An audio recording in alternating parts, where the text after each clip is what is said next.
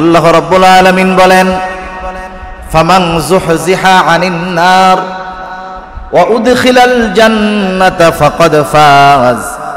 কিয়ামতের দিন যেই লোকটা আগুন থেকে বেঁচে যাবে তথা জাহান্নাম থেকে বেঁচে যাবে, ওয়া উদখিলাল জান্নাতা ফাকাদ ফাজ, জান্নাতে প্রবেশ করতে পারবে, আল্লাহ রাব্বুল আলামিন বলেন ফাকাদ ফাজ, অবশ্যই সে সফল হয়ে যাবে। তাহলে সফলতা বিফলতা, জান্নাত এবং জাহান্নামে যাওয়ার সাথে কোনো মানুষ যদি জান্নাতে যেতে পারে আল্লাহ তাআলা বলেন সে সফল।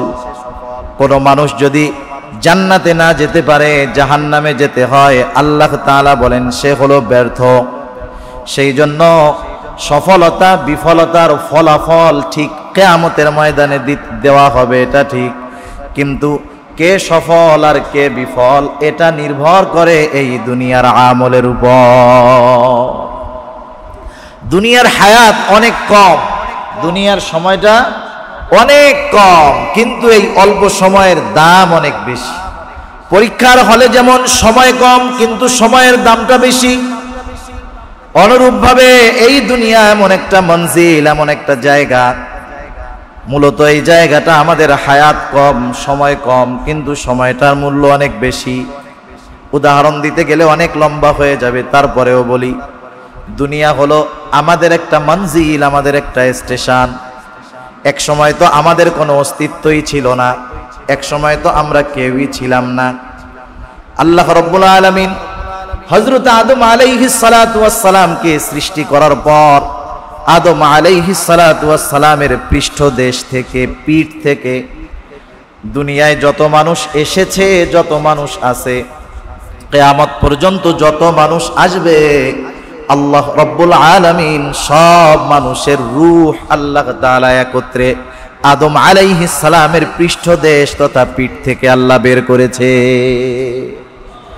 যত মানুষ দুনিয়াতে ছিল, আছে, কিয়ামত পর্যন্ত আসবে, সবার রূহ আল্লাহ রাব্বুল আলামিন আদম আলাইহিস সালামের পিঠ থেকে বাইর করছে। তার মানে আমরা একত্রে সবাই একটা জায়গায় ছিলাম। প্রথমত সেই মঞ্জিলটার নাম হলো আলমে আরওয়াহ, রূহের জগৎ। আমিও ছিলাম, আমার দাদাও ছিল, আমার পরদাদাও ছিল, সবাই ছিল। এই দৃষ্টিকোণ থেকে আমরা সবাই সেম বয়সী, ঠিক না? যার দাড়ি পাইকা গেছে ওনার রূহ যেই দিন আল্লাহ তাআলা আদম আলাইহিস সালামের পিঠ থেকে বাহির করছে, আমাকেও আল্লাহ তাআলা ওই দিন আদম আলাইহিস সালামের পিঠ থেকে বের করেছে। তার মানে আমরা সবাই রূহের জগতে ছিলাম। কিন্তু রূহের জগতে কত বছর ছিলাম এর হিসাবটা আমাদের জানা নাই। জানা আছে কারো?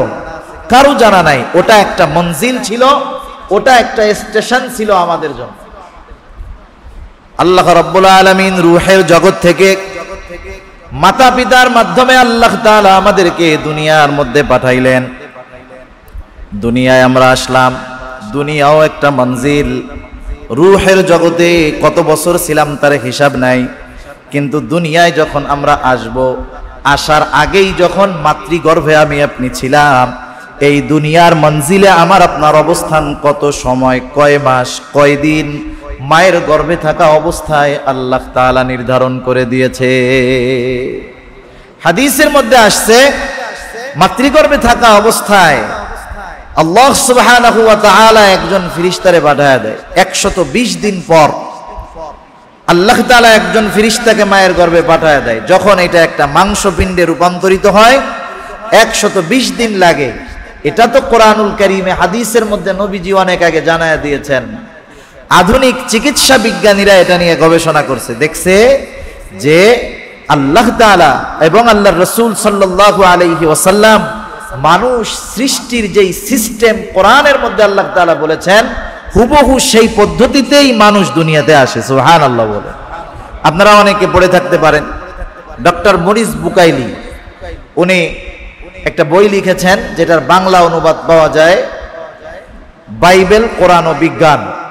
উনি এই বইয়ের মধ্যে বিজ্ঞান এখন পর্যন্ত যতগুলা বিষয় সম্পর্কে সুস্পষ্টভাবে একেবারে নির্ধারণ করতে পেরেছে যে এই বিষয়গুলা এমন হয়েছে, এই রকম বিষয়গুলা উনি ওই বাইবেল কোরআন ও বিজ্ঞানের মধ্যে উল্লেখ করেছেন।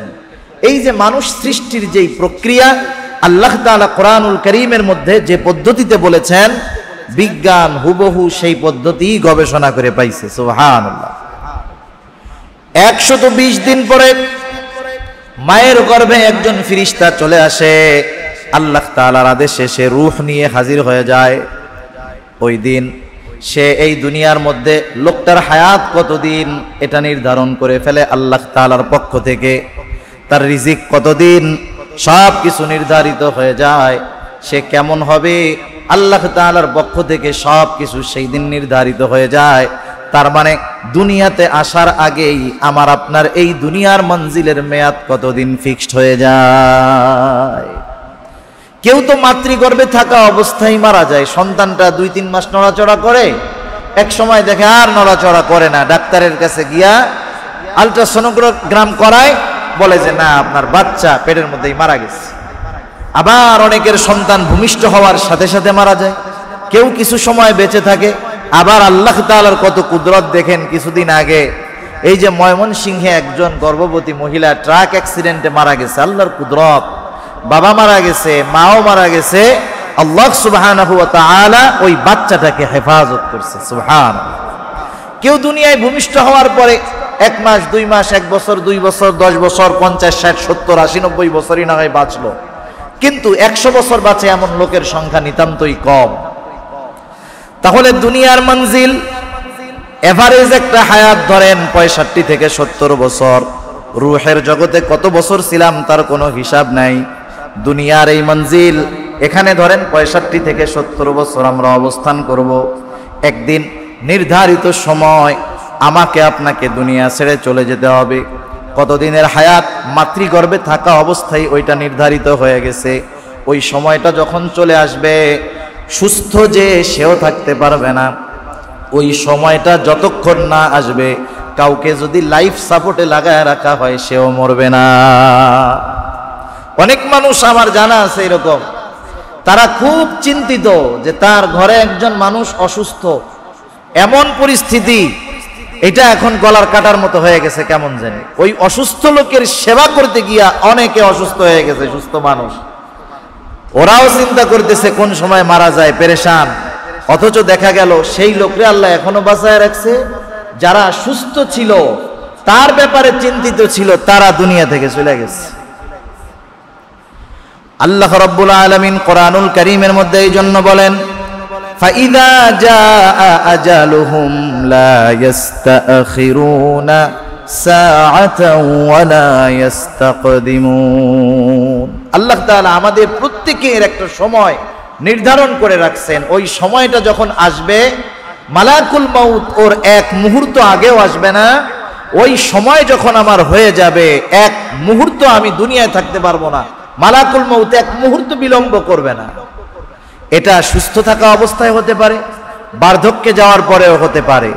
এখন দুনিয়া থেকে একটা মানুষ চলে গেল, মারা গেল, মারা যাওয়ার মাধ্যমে সবকিছু শেষ হয়ে যায় না।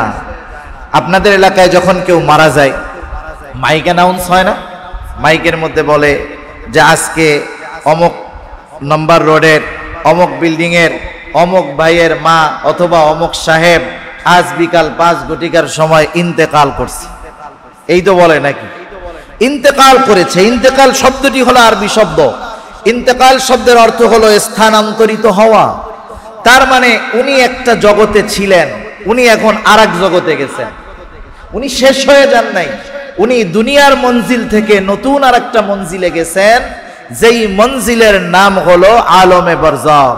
আলমে বরজখ, যেটাকে আমরা সোজা ভাষায় কবর জগৎ বলে থাকি, ওটা একটা মঞ্জিল। আমাদের প্রত্যেককে ওই মঞ্জিলে যেতে হবে।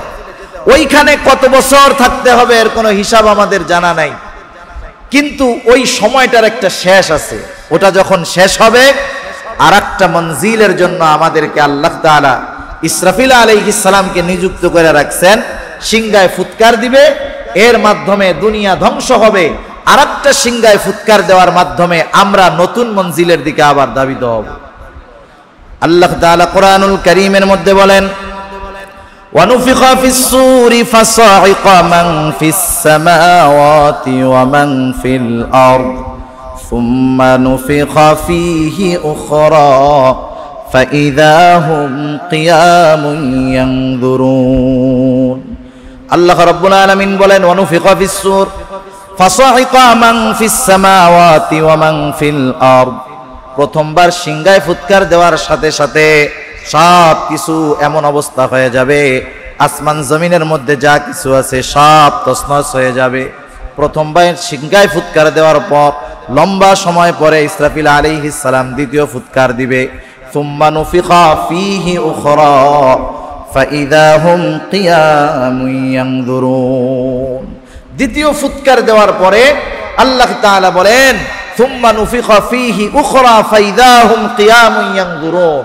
প্রত্যেকে যাকে যেখানে দাফন করা হয়েছে, কবরস্থ করা হোক, আগুনে পুড়াইয়া দেওয়া হোক, অথবা তাকে সমুদ্রের কোনো প্রাণী তাকে খেয়ে ফেলুক, জঙ্গলের কোনো হিংস্র প্রাণী তারে খেয়ে ফেলুক, যে অবস্থায় যে যেখানে ছিল ওইখান থেকে সে দাঁড়ায়া যাবে। সুবহানাল্লাহ।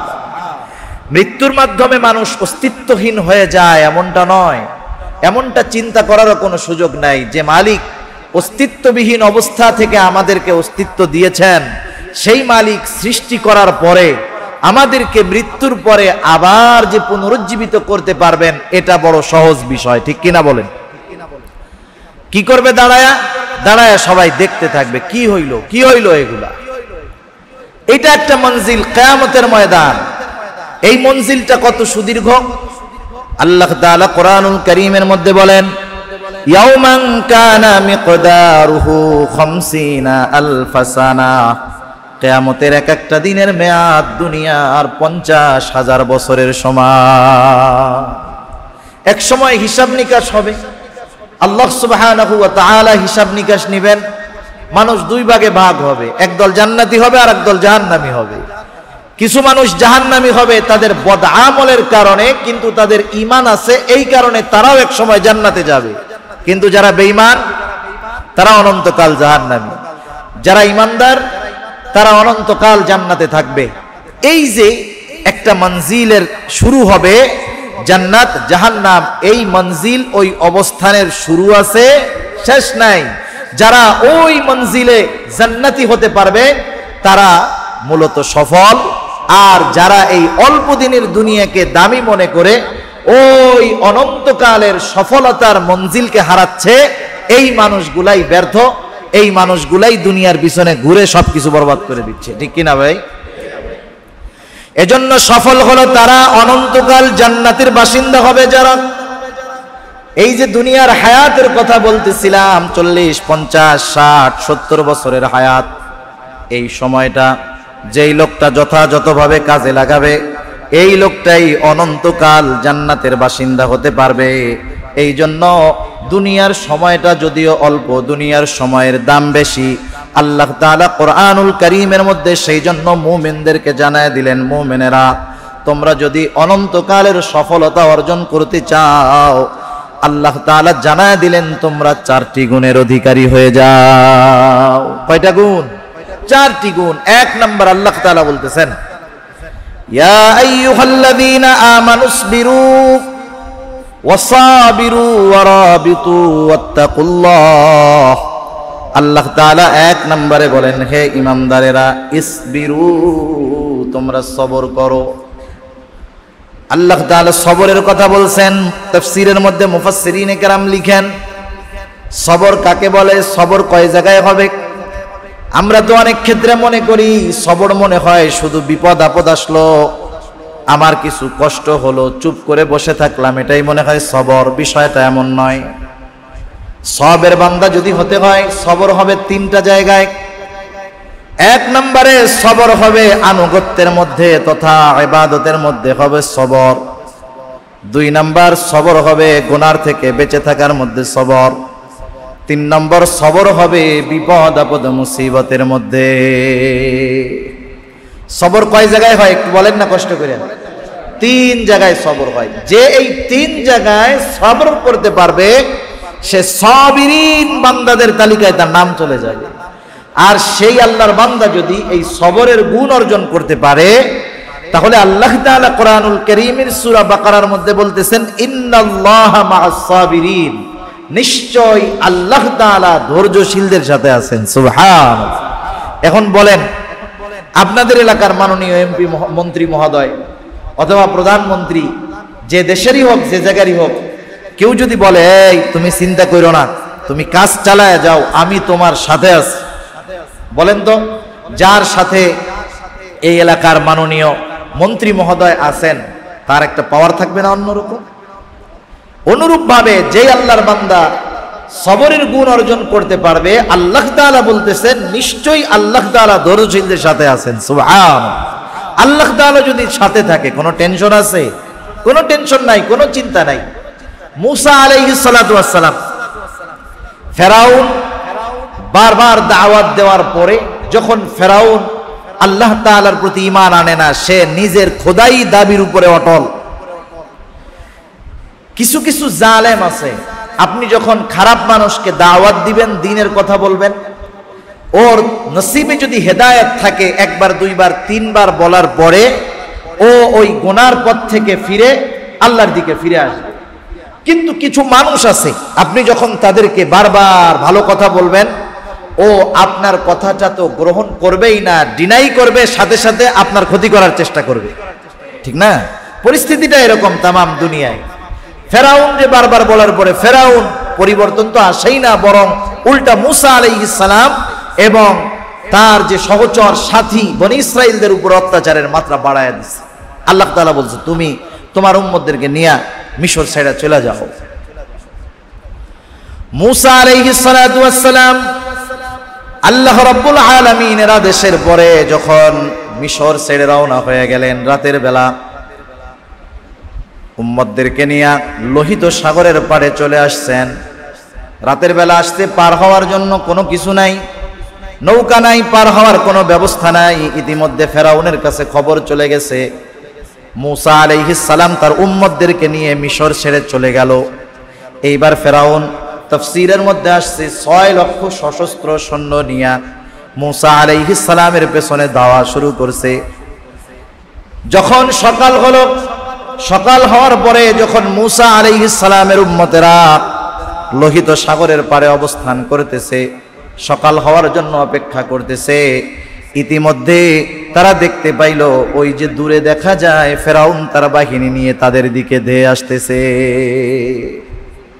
যখন দেখছে ফেরাউন সশস্ত্র বাহিনী নিয়ে আসতেছে, বনী ইসরাইলদের একটা স্বভাব ছিল, ওরা নবীদেরকে তো খুব জ্বালাইছে, কম জ্বালাই নাই ওরা।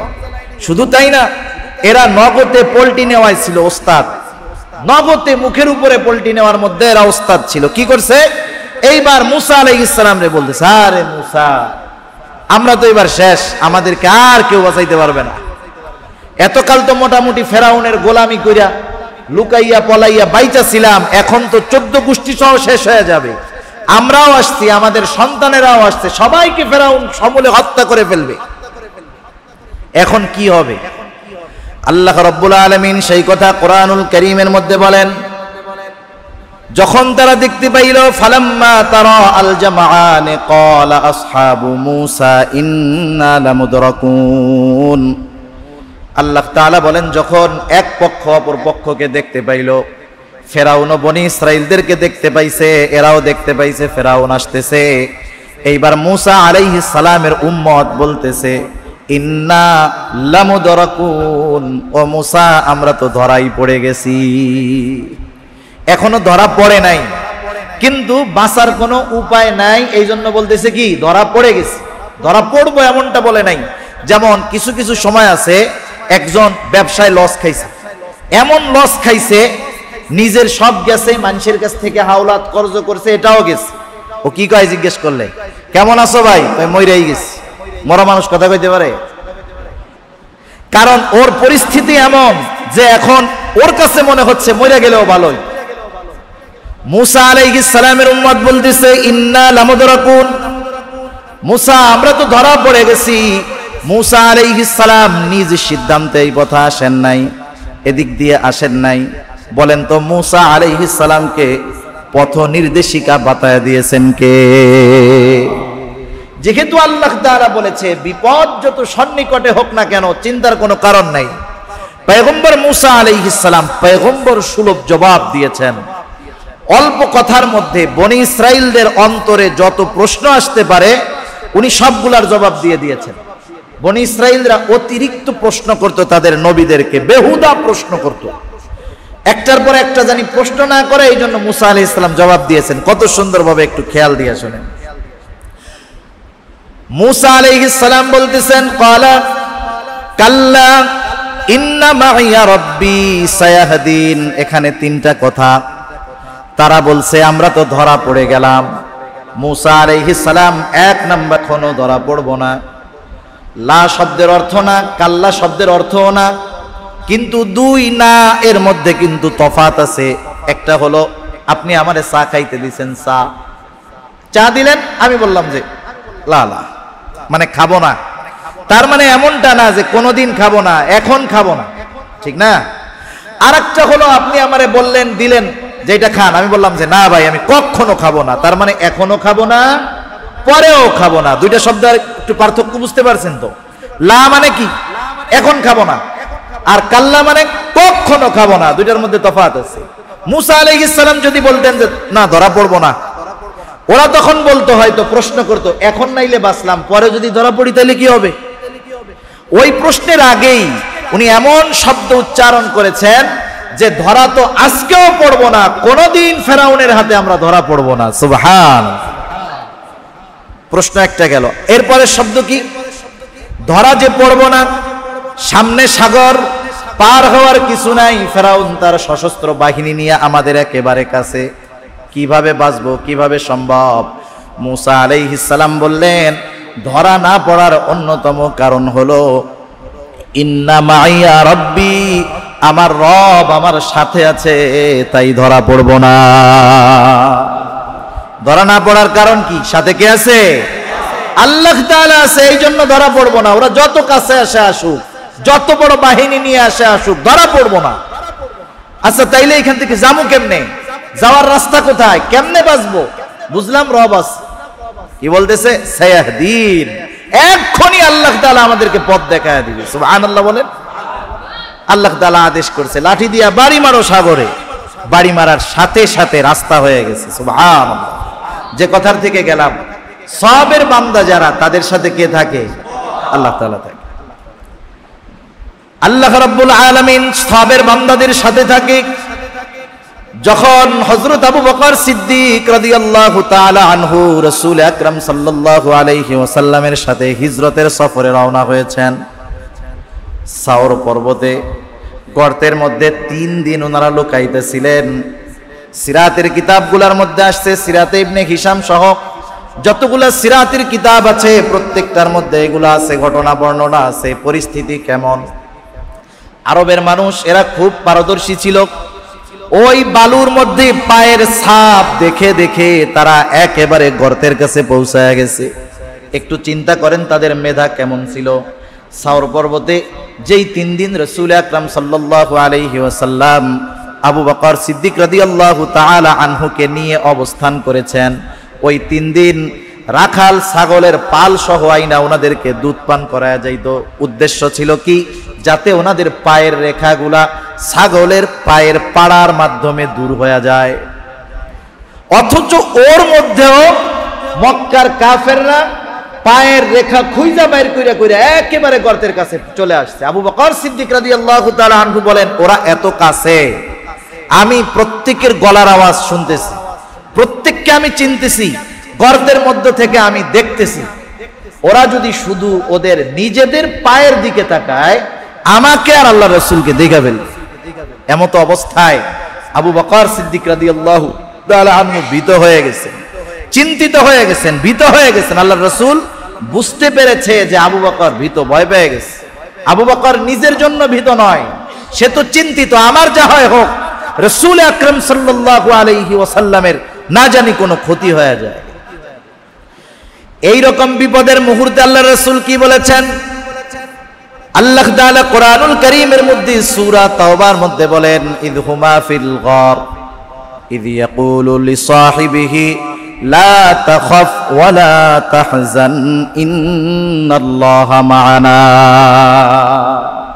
যখন দুইজনে গর্তের মধ্যে অবস্থান করতেছে, আল্লাহ রাসূল সাল্লাল্লাহু আলাইহি ওয়াসাল্লাম সাথী আবু বকরের কি বলছে? লা তাখাফ ওয়ালা তাহজান, তুমি ভয় পাও না, চিন্তাও করো না। কারণ কি? ইন্নাল্লাহা মাআনা, আমাদের সাথে কে আছে? আল্লাহ তাআলা আছে। একটু চিন্তা করেন, এরকম উপমা দিলে এক একটা কোরআন হাদিস থেকে অনেকগুলা দেওয়া যাবে, যে সবের বান্দা যারা, তাদের সাথে আল্লাহ তাআলা থাকেন, কোনো সন্দেহ নাই। সেজন্য আমাদের সবের বান্দা হওয়ার দরকার আছে না নাই? যে কথার থেকে গেলাম, সবর কয় জায়গায় হবে খেয়াল আছে? আপনাদের কষ্ট হচ্ছে নাকি? বেশি সময় আমি নিব না। সবর 3 জায়গায় হবে। 1 নম্বরে সবর হবে আনুগত্যের মধ্যে তথা ইবাদতের মধ্যে। কিসের মধ্যে বলেন? ইবাদতের মধ্যে। ইবাদতের মধ্যে যদি আমরা সবর অর্জন করতে চাই, ইবাদতের মধ্যে যদি সবর অর্জন করতে চাই, অনেক জিনিস দরকার। প্রাথমিক অবস্থায় 2টা জিনিস লাগবেই লাগবে। কয়টা জিনিস লাগবে? 2টা। 1 নাম্বার লাগবে, আমার যে কোনো ইবাদত, ছোট হোক বড় হোক, আমার ইবাদতটা হবে একমাত্র আল্লাহ তাআলার সন্তুষ্টির জন্য।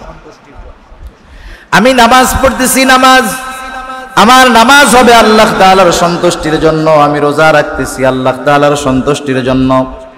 আমি দান সাদকা করি, কম বেশি যাই করি, আমার এটা হবে আল্লাহ তাআলার সন্তুষ্টির জন্য। আর যেটা ইবাদত, এর মধ্যেই আছে রাসূলুল্লাহ সাল্লাল্লাহু আলাইহি ওয়াসাল্লামের তরিকা তথা সুন্নাত। যেখানেই যান, যেই ইবাদতের মধ্যে যান, এমন কোন ইবাদত নাই যেই ইবাদতের মধ্যে রাসূলুল্লাহ সাল্লাল্লাহু আলাইহি ওয়াসাল্লামের সুন্নাত নাই। এই জন্য ইবাদত যদি সবরওয়ালা করতে হয়, 1 নম্বরে লাগবে আল্লাহ তাআলার সন্তুষ্টি, 2 নম্বর লাগবে রাসূলুল্লাহ সাল্লাল্লাহু আলাইহি ওয়াসাল্লামের পদ্ধতি। এই 2টা জিনিস লাগবে। এই 2 জিনিস যদি না থাকে, আল্লাহ তাআলার কাছে কোনো ইবাদত গ্রহণযোগ্য হবে না, কবুল হবে না। ঠিক কিনা বলেন? এই 2টা জিনিস আমাদের লাগবে। দেখেন, আল্লাহ রাসূল সাল্লাল্লাহু আলাইহি ওয়াসাল্লামের পদ্ধতির কত দাম। ওই পদ্ধতি অনুসরণ করার কারণে দুনিয়ার সাধারণ কাজগুলাও ইবাদত হয়ে যায়। সুবহানাল্লাহ। আমরা দুনিয়াতে কিছু কাজ আছে যেগুলো সবাই করি। আমরা নামাজ পড়ি, অন্যান্য ধর্মাবলম্বী ওরা নামাজ কালাম পড়ে না, কিন্তু কিছু কাজ আছে সব মানুষই করে। যেমন খায় সবাই, নাস্তিকও খায়, আস্তিকও খায়, ইমানদারও খায়, বেঈমানও খায়। বাথরুমে যাওয়া জরুরত ছাড়া, এগুলা নাস্তিকও করে, আস্তিকও করে, মুমিনও করে, কাফেরও করে। ঠিক কিনা বলেন? ওদের কাজ আর আমাদের কাজের মধ্যে তফাৎ এখানে, আমরা দুনিয়াবি কাজগুলাও আল্লাহর রাসূলের পদ্ধতিতে করার চেষ্টা করি। আমি যখন দুনিয়াবি এই কাজগুলা, খাওয়া জরুরত ছাড়া, এগুলাও আল্লাহর রাসূলের তরিকায় করব, তখন ওই কাজটাও আমার আমল নামায় ইবাদত বলে যোগ হয়ে যাবে। সুবহানাল্লাহ। সেজন্য ইবাদতের মধ্যে সবর অর্জন করতে হলে আল্লাহ তাআলার সন্তুষ্টি, রাসূলের তরিকা, আর লম্বা বেশি করব না। 2 নাম্বার সবর হলো গুনার থেকে বেঁচে থাকার মধ্যে সবর। গুনার থেকে বেঁচে থাকা, এটা বড় একটা ধৈর্য, বড় একটা সবর। সেই জন্য গুনার থেকে বাঁচার দরকার। আজকে তো জামানা এমন, গুনাহ থেকে বেঁচে থাকা কঠিন, কিন্তু গুনাহ করা সহজ। কারণ গুনার আসবাব, গুনার মাধ্যম আজকে আমরা পকেটে পকেটে নিয়ে ঘুরি। গুনার থেকে বাঁচা কঠিন। আপনি গুনাহ করতে না চাইলেও আপনাকে দিয়ে গুনাহ করানো হবে। আপনি গুনাহ দেখেন না, করেন না, আপনার পয়সা দিয়ে আপনারে গুনাহ করানো হবে, কোনো ছাড় নাই। কি এক অবস্থার মধ্যে যাচ্ছে। এই সময়ও গুনাহ সামনে আসতেই পারে। শয়তানের ধোঁকা, প্রযুক্তির কারণে, পরিস্থিতির কারণে গুনাহ সামনে আসতে পারে, স্বাভাবিক ব্যাপার। ঠিক না? এখন গুনার থেকে বাঁচা যায় কেমনে? গুনার থেকে বাঁচা যায় কেমনে? কয়েকটা বিষয় যদি আমরা সামনে রাখি, গুনার থেকে আমরা বাঁচতে পারবো। আইন করে মানুষকে গুনার থেকে বাঁচানো যায় না। কোন আইন করে মানুষকে গুনার থেকে বাঁচানো যায় না যতক্ষণ না সে নিজের মধ্যে নিজে পরিবর্তন আনার চেষ্টা করে। কয়েকটা বিষয় আমরা খেয়াল রাখলে গুনার থেকে বাঁচবো। সূরা কফ 26তম পারা, আল্লাহ সুবহানাহু ওয়া তাআলা এই সূরার মধ্যে কয়েকটা বিষয়ের কথা বর্ণনা করেছেন। আমরা ওইগুলা সামনে রাখলে গুনার থেকে বাঁচতে পারবো অল্প সময়। আল্লাহ তাআলা কোরআনুল কারীমের মধ্যে বলেন, وَلَقَدْ خَلَقْنَا الْإِنسَانَ وَنَعْلَمُ مَا تُوَسْوِسُ بِهِ نَفْسُهُ وَنَحْنُ أَقْرَبُ إِلَيْهِ مِنْ حَبْلِ الْوَرِيدِ। আল্লাহ তাআলা বলেন, আমি মানুষকে সৃষ্টি করেছি, শুধু সৃষ্টি করেছি তা নয়, ওয়া না'লামু মা তুওয়াসওয়িসু বিহি নাফসু, আমি আল্লাহ এটাও জানি কোন জিনিস মানুষের অন্তরের মধ্যে ওয়াসওয়াসা দেয়। একটু চিন্তা করেন, আমার বাহিরের বিষয় নয়, আমার অন্তরের মধ্যে কি আছে, কি ওয়াসওয়াসা দেয়, দুনিয়ার কোন প্রযুক্তি এটাকে ফাইন্ড আউট করতে পারবে না। অথচ আল্লাহ তাআলা বলেন কি ওয়াসওয়াসা দেয়, কে ওয়াসওয়াসা দেয়, সেটাও আমি আল্লাহ তাআলা জানি। একটা মানুষ যদি পাপ করার কোন নিয়ত করে, প্ল্যান করে, দুনিয়ার কোন মানুষ জানবে? অথচ এই পাপের চিন্তা অন্তরে আনার সাথে সাথে জানবেন কে? আল্লাহ তাআলা জানবে। কেন জানে আল্লাহ তাআলা? আল্লাহ তাআলা বলেন ওয়া নাহনু আকরাবু ইলাইহি মিন হাবলিল ওয়ারিদ। আল্লাহ তাআলা বলেন আমি ওই বান্দার শাহবাগের চাইতে অধিক নিকটে, তার মানে আমি আমার যত কাছে তার চাইতে বেশি কাছে আল্লাহ তাআলা। সুবহানাল্লাহ। এই দেখেন, এই যে এই চিন্তাগুলো আমাকে আপনাকে গুনার থেকে ফিরাইতে পারে। নাইলে দুনিয়ার প্রযুক্তি, সিসি ক্যামেরা, আইন দিয়ে মানুষকে গুনার থেকে ফেরানো সম্ভব নয়। এরপরে আল্লাহ তাআলা বলেন শুধু আমি জানি তা নয়, ইয ইয়াতালাক্কাল মুতালাক্কিয়ানি আনিল ইয়ামিনি ওয়া আনিশ শিমালি কাঈদ। আল্লাহ তাআলা আমাদের প্রত্যেকের দুই কাঁধে দুইজন ফেরেশতা নিযুক্ত করে রাখছেন। এরা একেবারে সূক্ষ্মভাবে আমাদের প্রত্যেকটা কাজ এরা লিপিবদ্ধ করে। শুধু তাই না, আল্লাহ তাআলা আরো একজন ফেরেশতা নিযুক্ত করে রেখেছেন।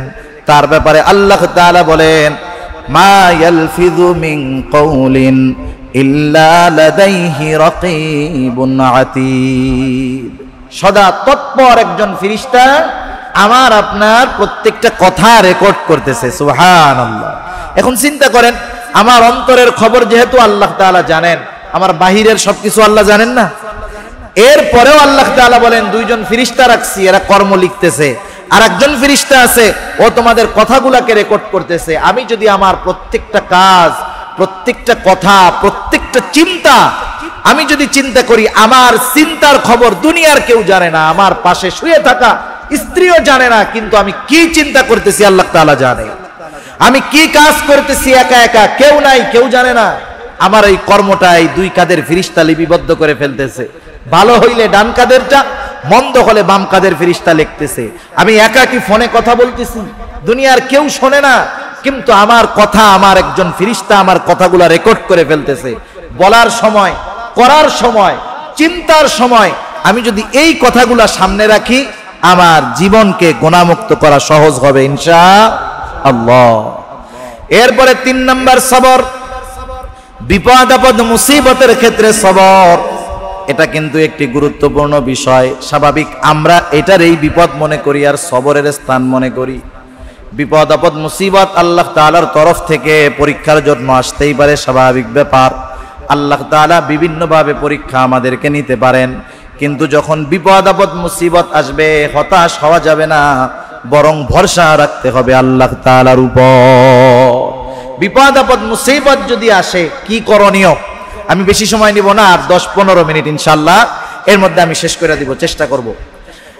বিপদ আপদ মুসিবত যদি আসে কি করণীয়? আল্লাহ সুবহানাহু ওয়া তাআলা বিপদ আপদ মুসিবত আসলে কি করতে হবে ওই আমল আল্লাহ তাআলা আমাদের শিখিয়ে দিয়েছেন।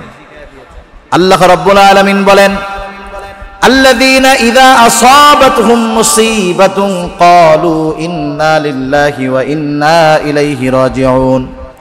সাবের বান্দা হলো তারা, বিপদ আপদ মুসিবত যখন তাদের উপরে পতিত হয়, আল্লাযীনা ইযা আসাবাতহুম মুসিবাহ, যখন তাদের উপরে কোনো বিপদ আপদ মুসিবত আসে, পতিত হয়, আল্লাহ তাআলা বলেন তারা কি করে, তারা কি বলে? তারা বলে ইন্না লিল্লাহি ওয়া ইন্না ইলাইহি রাজিউন। তারা বলে নিশ্চয়ই আমরা আল্লাহর জন্য, ইন্না লিল্লাহি ওয়া ইন্না ইলাইহি রাজিউন, আর নিশ্চয়ই আমরা তার কাছে আবার প্রবর্তন করব। আমরা অনেকে মনে করি এই দোয়া মনে হয় শুধু মানুষ মরে গেলে পড়তে হয়, এটা মানুষ মরার দোয়া না। আমার জীবনের যত ছোট বড় মুসিবত আসুক না কেন, মুমিনের জবান দিয়ে প্রথম এই দোয়াটা আসবে, ওই হলো প্রকৃত সবের বান্দা। এর সাথে হাদিসের মধ্যে, সহিহ মুসলিমের মধ্যে আল্লাহ রাসূল সাল্লাল্লাহু আলাইহি ওয়াসাল্লাম এর সাথে বাড়ায়া আর একটু দোয়া শিখাইয়া দিয়েছেন। রাসূলুল্লাহ সাল্লাল্লাহু আলাইহি ওয়াসাল্লাম বলেন, কোন মুমিন বান্দা যখন বিপদ আপদ মুসিবতে পতিত হবে তখন বলবে ইন্না লিল্লাহি ওয়া ইন্না ইলাইহি রাজিউন। সাথে সাথে বলবে আল্লাহুম্মা আজুরনি ফি মুসিবাতি ওয়া আখলিফ লি খায়রাম মিনহা। সহিহ মুসলিমের মধ্যে আসছে, আল্লাহর নবী বলেন এই দোয়াটা বলার পর সে বলবে আল্লাহুম্মা আজুরনি ফি মুসিবাতি ওয়া আখলিফ লি খায়রাম মিনহা। আয় আল্লাহ, যে বিপদে পড়েছি বিপদের প্রতিদান আমাকে দেন, এই বিপদ থেকে আমারে বাঁচান। শুধু বিপদ থেকে বাঁচাইলে হবে না, ওয়া আখলিফ লি খায়রাম মিনহা, এই বিপদের মাধ্যমে আমি যা হারিয়েছি তার চাইতে উত্তমটা আপনি আমাকে দান করেন। সুবহানাল্লাহ। নবীজি সাল্লাল্লাহু আলাইহি ওয়াসাল্লাম বলেন যে বিপদ আপদ মুসিবত আসার পরে এই আমল করবে, আল্লাহ সুবহানাহু ওয়া তাআলা বিপদের কারণে মুসিবতের কারণে সে যা হারিয়েছে তার চাইতে উত্তমটা আল্লাহ তাআলা তাকে ফেরত দিয়ে দিবে। সুবহানাল্লাহ। একটু চিন্তা করে দেখেন, আমরা বিপদ আসলে কি করি? আগে হাই হুতাশ করি। সেজন্য এই আমলগুলো আমরা আগে করব, কারণ এখন তো বিপদ আপদ মুসিবতের সময় মনে করেন এই আমল করা সহজ। আপনি বৈশা আছেন এসির মধ্যে আরামে, কারেন্ট গেল গা, কি বলবেন? গালাগালি করবেন সরকার? না, আপনি আগে বলেন ইন্না লিল্লাহ। এটা একটা মুসিবত, ঠিক না?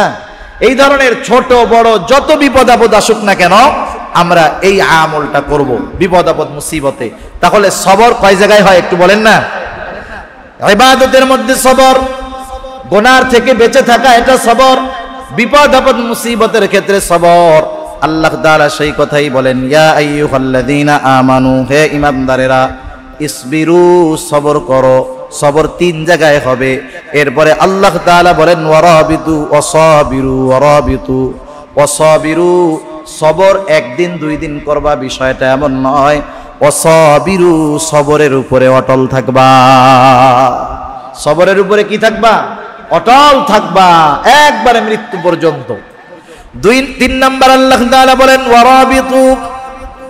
ওয়ারাবিতু শব্দটার ব্যাখ্যা পবিত্র কোরআনুল কারীমের মধ্যে ওয়ারাবিতু শব্দটার ব্যাখ্যা তাফসীরের মধ্যে মুফাসসিরিনে কেরাম বলেন সর্বদা জিহাদের জন্য ঘোড়া প্রস্তুত রাখা। আবার তাফসীরের মধ্যে আসছে সীমান্ত পাহারা দেওয়া। এক কথায় দ্বীনের জন্য সর্বদা প্রস্তুত থাকা, জিহাদের জন্য তৈয়ার থাকা। চার নাম্বার আল্লাহ রাব্বুল আলামিন বলেন ওয়াত্তাকুল্লাহ, আল্লাহ তাআলাকে ভয় করো। আল্লাহ তাআলাকে ভয় করো। আল্লাহ তাআলাকে ভয় করার কথা আল্লাহ তাআলা 4 নম্বরে বললেন। এখন প্রশ্ন হলো ভয় আমরা কিভাবে করব? ভয় কোন পদ্ধতিতে করব? আল্লাহ তাআলা বান্দার প্রতি বড় মেহেরবান, দয়ালু। আল্লাহ তাআলা শুধু আদেশ করেন বিষয়টা এমন নয়, বরং ওই আদেশটা বাস্তবায়নের পদ্ধতিও আল্লাহ তাআলা বলে দেয়। একটা হলো একটা কাজের আদেশ করা, আদেশ করলো এতটুকু শেষ। আর একটা হলো শুধু আদেশ করছে এমন নয়, আদেশের পরে এই কাজটা বাস্তবায়ন কিভাবে করতে হবে এটাও বলে দেওয়া। যদি কাউরে বলা হয় যে জীবনে কোনোদিন ঢাকায় যায় নাই, জীবনে কোনোদিন অন্য কোনো জায়গায় বাড়ির থেকে বের হয় নাই, ঢাকা আপনার আমার কাছে যত কাছের লাগুক না কেন, যে জীবনে যায় নাই তার কাছে অনেক দূর এবং অনেক কষ্টের। কিন্তু আপনি তাকে ঢাকা যাওয়ার আদেশ করার পরে যদি সুন্দর মতো বলে দেন এখান থেকে স্ট্যান্ডে যাবা, ওই জায়গায় গিয়ে ইতিহাস বাসে উঠবা, ও তোমাকে লাস্ট স্টপেজ যেখানে নামায় দেয় ওইখানেই তুমি নামবা, আর কোনো চিন্তা নাই। এখন বলেন আদেশ করার পরে যাওয়ার পথ যখন বলে দেওয়া হলো, এই যে আদেশ করার পরে ঢাকা যাওয়া তার কাছে কষ্টের বা কঠিন মনে হচ্ছিল, কিন্তু যাওয়ার পথ যখন পদ্ধতি যখন আপনি বলে দিলেন, বলেন তো তার কাছে আগের মতো কঠিন লাগবে না একটু সহজ হবে? সহজ হবে। আল্লাহ তাআলা সেজন্য কেমনে মুত্তাকি হওয়া যায় সে কথাও আল্লাহ তাআলা কোরআনুল কারীমের বিভিন্ন জায়গায় বলে দিয়েছেন। যেমন আল্লাহ তাআলা বলেন ইয়া আইয়ুহাল্লাযীনা আমানুত্তাকুল্লাহ, হে ঈমানদারেরা তোমরা তাকওয়া অর্জন করো, মুত্তাকি হও। কেমন করে হবা? এর পরপরই আল্লাহ তাআলা বলেন ওয়াকুনু মা'আস সাদিকিন, তোমরা সত্যবাদীদের সঙ্গী হয়ে যাও। সত্যবাদী বলতে অনেক ব্যাখ্যা আছে এখানে, কারণ যেই লোকটার ভিতরে সত্যবাদিতার গুণ আছে বাকি সব গুণ তার মধ্যে আছে, বাকি সব গুণ তার মধ্যে আছে। আল্লাহ তাআলা বলেন নাই নামাজির সঙ্গী হও, আল্লাহ তাআলা বলেন নাই যে দান সাদকা করে তার সঙ্গী হও।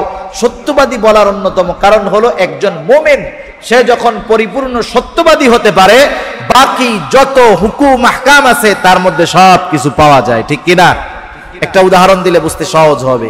মনে করেন একটা লোক এক জায়গায় আসছে, খুব লেখাপড়া শিখছে। কিছু মানুষ লেখাপড়া বলতে বুঝে ওই ম্যাট্রিক আইয়া পাস, এতটুক শেষ। গ্রামের কিছু সহজ সরল মানুষ, সে খুব উচ্চ শিক্ষিত হয়ে গ্রামে গেছে একটা লোক, ওই এক প্রবীণ মুরব্বী এইবার ওই ছেলেটাকে দেখছে, কথায় কথায় শুনছে যে অমুকের ছেলে খুব উচ্চ শিক্ষিত, এই সেই জিজ্ঞাসা করছে। দেখার পরে বলতেছে, বাবা তুমি লেখাপড়া তো করছো, কি পাস করছো তুমি? সে বলতেছে যে চাচা আমি বিসিএস পাস করছি, বাংলাদেশের সর্বোচ্চ শিক্ষায় শিক্ষিত হয়েছে। চাচা তো বিসিএস কারে কয় বুঝে না।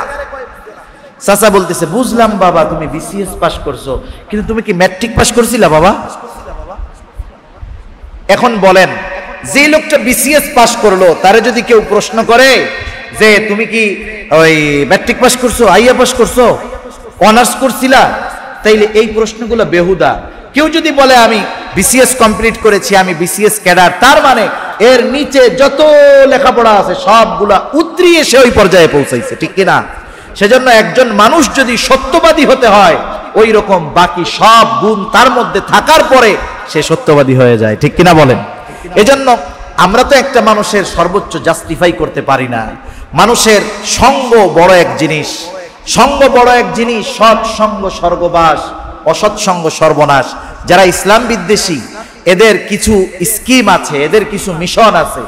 মিশনগুলোর মধ্যে অন্যতম একটি মিশন হলো মানুষকে ভালো লোকদের থেকে দূরে সরায় দেওয়া, মানুষকে ওলামায়ে কেরাম থেকে দূরে সরায় দেওয়া। মানুষকে ওলামায়ে কেরাম থেকে, ভালো মানুষ থেকে যদি দূরে সরায়া দেওয়া যায়, তাহলে ওই মানুষকে বিভ্রান্ত করা এটা বড় সহজ কাজ হয়ে যায়, এটা বড় সহজ কাজ হয়ে যায়। সেজন্য আমরা যে যেখানে আছি, যে যে জায়গায় থাকি, আমার এলাকায় যারা ওলামায়ে কেরাম আছেন আমাদেরকে তাদেরকে মূল্যায়ন করতে হবে, এটা স্বাভাবিক বিষয়। এটা আমি আমার এলাকায় বলি, সব জায়গায় বলি। আলহামদুলিল্লাহ, আপনাদের এখানে যিনি আছেন মুফতি ইসমাইল হোসেন সিরাজি সাহেব, আসলে ময়দানে থাকার কারণে ভাইয়ের সাথে আমার পরিচয় আছে। ওনার মতো বড় ব্যক্তিত্ব আলহামদুলিল্লাহ, উনি সামনে আছেন এজন্য বলতেছি, বিষয়টা এমন নয়। কিছু মানুষ আছে যে সে ভালো মানুষ, ঠিক আছে, আর কিছু মানুষ আছে ভালো মানুষের চোখে ভালো মানুষ, যাদেরকে মানুষ গ্রহণযোগ্য বলে অভিহিত করে। ওলামায়ে কেরামের সুনজরে থাকা একজন বড় মানের মানুষ, উনি ইলমি যোগ্যতা, আমলি যোগ্যতায় আমার চাইতে অনেক বেশি। আমাকে খুব মহব্বত করেন বিদায় এখানে বসাইছেন, কিন্তু উনি অন্যান্য যোগ্যতায় অনেক বেশি। তা যাই হোক, এনাদের মতো ওলামায়ে কেরাম যেখানে আছে আমরা তাদের সাথে সংস্পর্শ রাখবো, সম্পর্ক রাখবো। এরপরে দ্বিতীয় পদ্ধতি কি? আল্লাহ তাআলা বলেন মুত্তাকি হওয়ার জন্য দ্বিতীয় পদ্ধতি হলো ইয়া আইয়ুহাল্লাযীনা আমানুত্তাকুল্লাহা ওয়া কুলু কওলান সাদীদা। আল্লাহ তাআলা বলেন, হে ঈমানদারেরা তোমরা মুত্তাকি হও। কিভাবে হবা? কুলু কওলান সাদীদা। কওলে সাদীদের অনেক ব্যাখ্যা। একটা ব্যাখ্যা হলো সর্বদা সত্য কথা বলো, হক কথা বলো। আবার যারা দাঈ, দাওয়াত দিবে, তাদের ক্ষেত্রে ব্যাখ্যাটা হবে এরকম, তুমি মানুষের সাথে যখন কথা বলবা আবেগ নিয়ে সুন্দর ভাষায় তার সাথে কথা বলো। এক কথায় হক কথা বলা, সোজা কথা বলা, মিথ্যা কথা না বলা। এইরকম বিভিন্ন পদ্ধতিতে আল্লাহ তাআলা মুত্তাকি হওয়ার পথ বাতলায় দিয়েছেন। এখন শুধু আখিরাতের একটা বিষয় বলি, দুনিয়ার একটা বিষয় বলি। মুত্তাকি যদি হই দুনিয়াতে কি লাভ, মুত্তাকি যদি হই আখিরাতে কি লাভ? অল্প কথায়, মানুষ তো দুনিয়ার মানুষ। এখন দেখবেন দোকানে মাঝে মধ্যে স্টিকার লাগানো থাকে, স্টিকার লাগানো থাকে। কি স্টিকার? কথা শোনা যাচ্ছে তো? কি স্টিকার থাকে? লেখা থাকে নগদ যা পাও হাত পেতে নাও, বাকির খাতা শূন্য থাক। আমরা এই কথাটা দুনিয়াবি বিষয়ের সাথে সম্পৃক্ত করতে গিয়া এমন ভাবে এই কথার মধ্যে ঢুকে গেছি, সব ক্ষেত্রেই আমরা নগদ নগদ চাই। আল্লাহ তাআলা আমাদের মাইন্ড বুঝে, আমাদের চিন্তা ভাবনা তো আল্লাহ তাআলা বুঝেন। এজন্য কেউ যদি প্রকৃত মুত্তাকি হতে পারে, দুনিয়াতেও নগদে কিছু পুরস্কার আল্লাহ তাআলা তাকে দেওয়ার ঘোষণা দিয়েছেন। সুবহানাল্লাহ। কি ঘোষণা? আল্লাহ তাআলা বলেন, ওয়া মান ইয়াত্তাকিল্লাহা ইয়াজআল লাহু মাখরাজা ওয়া ইয়ারযুকুহু মিন হাইথু লা ইয়াহতাসিব। একটু খেয়াল দেন, আল্লাহ তাআলা বলেন মান ইয়াত্তাকিল্লাহ, যে ভয় করে আল্লাহ তাআলাকে তথা যে মুত্তাকি হয়ে যায় তার লাভ কি? ইয়াজআল লাহু মাখরাজা। দুনিয়ার বিপদ আপদ বালা মুসিবতকে আমরা বড় ভয় পাই।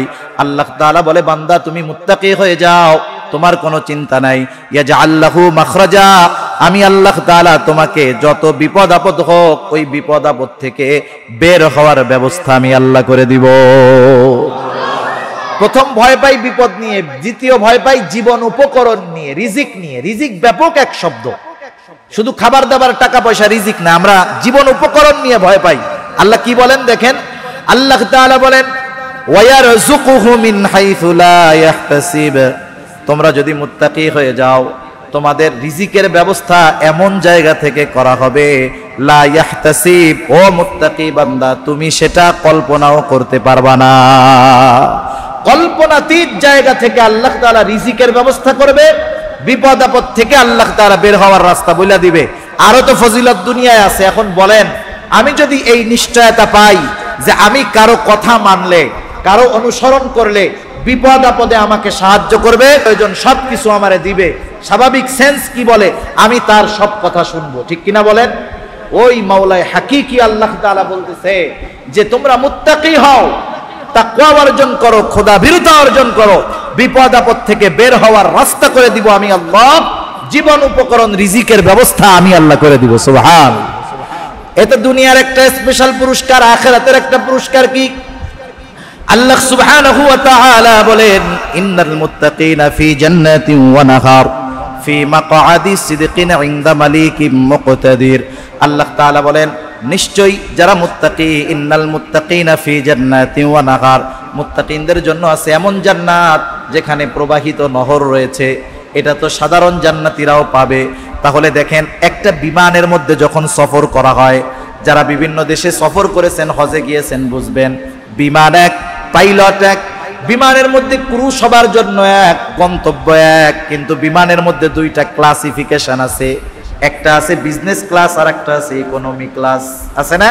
বিজনেস ক্লাসে যারা যায় এরা ভিআইপি সিআইপির মতো মর্যাদা পায়, বিভিন্ন সুযোগ সুবিধা থাকে। আর যারা ইকোনমি ক্লাসে যায়, এই যে গাড়িগুলো গুলিস্তান যায় দেখছেন না, ওইরকম সিবা সিবা সিটের মধ্যে বসে থাকা লাগে। বিমান এক, পাইলট এক, গন্তব্য এক, কিন্তু ভেতরে স্তর বিন্যাস আছে ভিন্ন। জান্নাতে যাবে মুমিন, ঠিক আছে, সমস্যা নাই, কিন্তু প্রকৃত মুত্তাকির জন্য স্পেশালিটি কি? আল্লাহ তাআলা বলেন ফি মাকআদি সিদকিন ইনদা মালিকিম মুকতাদির। আরে জান্নাতের মধ্যে তো সবাই থাকবে, কিন্তু মুত্তাকি যারা, তাদেরকে আল্লাহ তাআলার নিকটে সম্মানজনক আসন দেওয়া হবে। সুবহানাল্লাহ। এটা দুনিয়ায় ফ্যাসিলিটি, আখিরাতের ফ্যাসিলিটি তার জন্য। সেজন্য এই চার গুণ যদি আমরা অর্জন করতে পারি, বলেন আখিরাতে তো লস নাই, দুনিয়াতে লস আছে? তাহলে দুনিয়া তো আমরা ভালো বুঝি, এজন্য এই চারটা গুণ আমরা অর্জন করব। এক নাম্বার, আল্লাহ তাআলা বলেন ইয়া আইয়ুহাল্লাযীনা আমানু, হে ঈমানদারেরা, ইসবিরু, সবর করো। সবর কয় জায়গায় হবে একটু বলেন না? 3 জায়গায়। ইবাদতে সবর, গুনার থেকে বেঁচে থাকার মধ্যে সবর, এরপরে বিপদ আপদ মুসিবতে সবর। সবর একদিন, 2 দিন, 2, 4, 5 বছর না, সবরের উপরে অটল থাকবো আমরা কিয়ামত পর্যন্ত, মৃত্যু পর্যন্ত। আল্লাহ তৌফিক দিক, জোরে বলি আমিন। অরাবিতু, সর্বদা আমরা জিহাদের জন্য তৈয়ার থাকবো। মাল দিয়ে জিহাদ হতে পারে, সম্পদ দিয়ে, জান দিয়ে, যেভাবেই হোক দ্বীনের খেদমতের জন্য তৈয়ার থাকবো। 4 নাম্বার, ভয় করব কাকে? একটু জোরে বলেন না? আল্লাহ তাআলাকে। যদি করি কি হবে? আল্লাহ তাআলা বলেন লাআল্লাকুম তুফলিহুন। লাআল্লা কালামে হাকিমের মধ্যে আসলে নিশ্চয়তার অর্থ দেয়। তার মানে আল্লাহ তাআলা বলেন যেই মুমিন এই 4 গুণে গুণান্বিত হবে, সেই মুমিন হবে সফল মুমিন, তথা সেই মুমিনের অনন্তকালের গন্তব্য হবে জান্নাত। সুবহানাল্লাহ। আল্লাহ সুবহানাহু ওয়া তাআলা আমাদের প্রত্যেককে এই 4 গুণ অর্জন করে অনন্তকালের সফলতার মুকুট পরিধান করার তৌফিক আল্লাহ দান করুক।